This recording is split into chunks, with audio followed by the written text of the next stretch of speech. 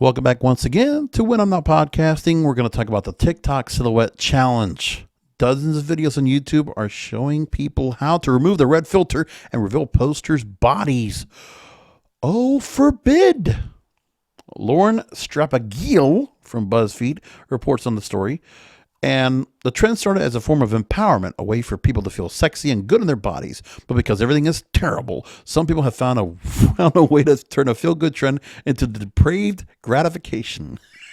You know why? It's because Pornhub kind of just had to censor all their amateur content, so now people are just trying to find stuff to do off of YouTube, off of TikTok, and do the same thing. So there are now many videos on YouTube instructing people how to edit software, or using editing software or apps to change the contrast and color in a way, reducing the silhouette effect. Participants are still just a silhouette in the challenge, but many are wearing less clothing, lingerie, or nothing at all. And the goal of the editing is to reveal their bodies. So there's that. And there have been also instructions on Twitter and Reddit. And of course, there's censorship. They're all getting shut down. So that's what's going on about it. So the thing is, we're seeing the Vin Rouge red filter from the Silhouette Challenge. So there's some girls, and I forget what song they're using for that, to go and do that. But the thing is, you'll see women, it's always the same thing. It's like I'm pretty and I know it. There's the girls that hit the, they'll kind of like, hand palm, face palm the screen, just go bung, bung, bung, bung. I'm doing it with my hand, bung, bung, bung, bung, bung, bung, bung. And the girl don't have any makeup. The girl doesn't have any makeup on, and then she hits it, and then she's like, "Oh, okay, so here you go." She's all glammed up, cleaned up, looking beautiful, and she's like, "I see, I'm pretty and I know it." This is the same idea. Then there's "Bust It," the Erica Banks song, same idea. For whatever reason, it's the new thing now. The challenges are all like girls without makeup, the girls all dressed up, and it's the same thing with what was the one? What was it? Sunny Bunny Bubbles, and I forget the name of the artist, but Trap Bunny Bubbles. That's what it is. They kept using the heel, the shoe, and flipping onto the foot, and it's like the girls all glammed up, like a hot dress or whatever. Now, people on social media are now calling out YouTube for hosting the tutorials and asking others to report the videos. So one person writes, obviously not linking, but there are videos all over YouTube offering tutorials for how to remove the red filter for TikTok Silhouette Challenge, in which women dance nude or partially nude in silhouette. Well, some of these people might be a little bit Bible thumping on this, a little bit sanctimonious or righteous. So they're probably kind of upset because maybe they don't have the bodies to have like that. Ooh, I said that. I went there. Sorry, not sorry. So that's one of the things that are going on there. That's one of the things we're talking about as well. Yeah, I got that part. That's one thing that's going on. The other thing that's also being talked about these days is, TikTok. Some of the people are just getting themselves out there to be talking about. And I think the rebellion is lovely. I love it. TikTok users are now exposing realities of gig work, and big tech can't stop them. Another story coming out from Digital Trends. So one of the people that works for DoorDash mentioned how she carries pepper spray and a taser in her purse when she makes deliveries at night in Denver. And another TikToker finds joy in handing Uber Eats orders off to red-eyed customers. Another Uber driver went viral on the app for sharing stories of strange rides he's given or the time he was pulled over by the police. Oops. Uh-oh.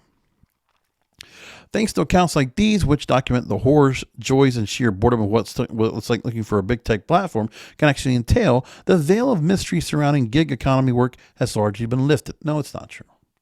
There's just a couple of random people. It's just like people at fast food places giving their secrets of what's going on. Oh, here's a secret menu. Here's something you didn't know about this place. Yeah, but there's some people that, you remember I told you a few weeks ago, I had a story that I talked about how, employees are kind of allowing a little bit of room for certain employees to become influencers because they're getting an audience. And as long as they're getting an audience and they're showing, hey, look, I can make a Big Mac. Here's how it works. Here's how, pizza's made from Little Caesars, things like that. Or here's a Costco pizza, like all this kind of stuff, right? And you're looking at this and you're saying, okay, we see this here. People are kind of attaching to it. So let's take the good with the bad.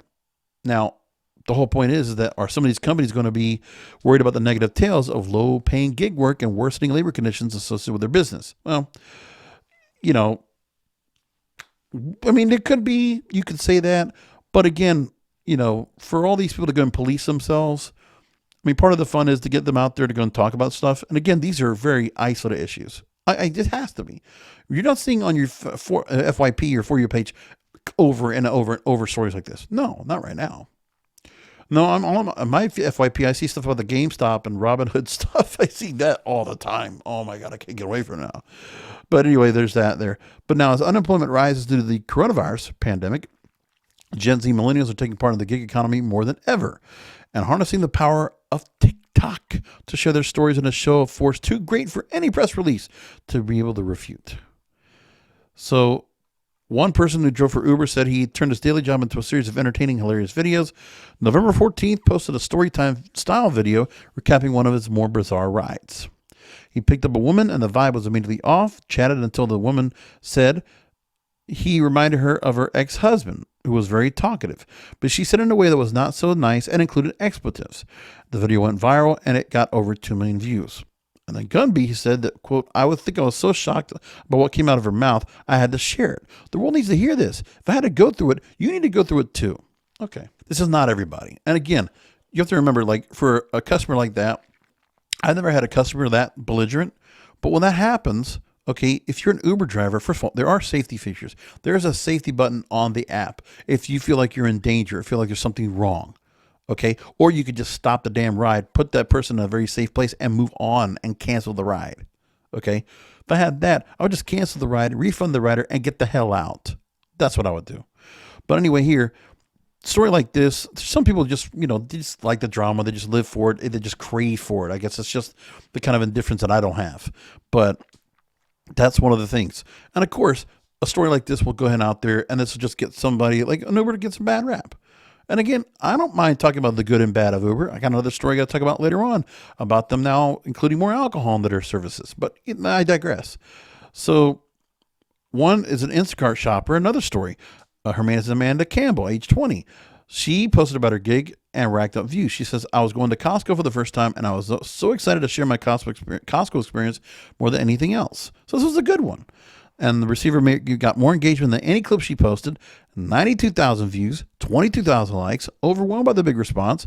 She started incorporating more of her Instacart shopping into her content. And what also happened was users commented and tagged her in posts saying that because of her, they also signed up to be shoppers. Well, great. Yeah, more workers into the workforce. Good for you. So there's good and bad to it. But again, you're going to take that. And the isolated incidents are what they're going to be. You can't change all that. So again, be careful of the red silhouette. Just be careful what you're putting out there, folks. Okay. Young ladies, if you're going to go and put some stuff out there, listen, I appreciate you beautiful women putting up postings on TikTok on a regular basis of whatever it might be. I appreciate showing your bank, right? But honestly, just be careful about it. Okay. That's all. I mean, there's some people that might see this and you're putting yourself in front of a big audience. The same thing why I always kind of commented about OnlyFans, which I haven't talked about too much and there's just not much to say. But, I just know that there's a thing about this. It's funny how people try to say this. Some people saying that they might feel embarrassed to talk about their side hustle. I'm not, because I'm at full-time work, but also the side hustle is to put money aside. That's the point of the side hustle. I could use it to go ahead and incorporate what else I need to go ahead and take care of, but I don't. I worry about this. It's just fun. So anyway, I'll leave it there. I'll talk to you next time.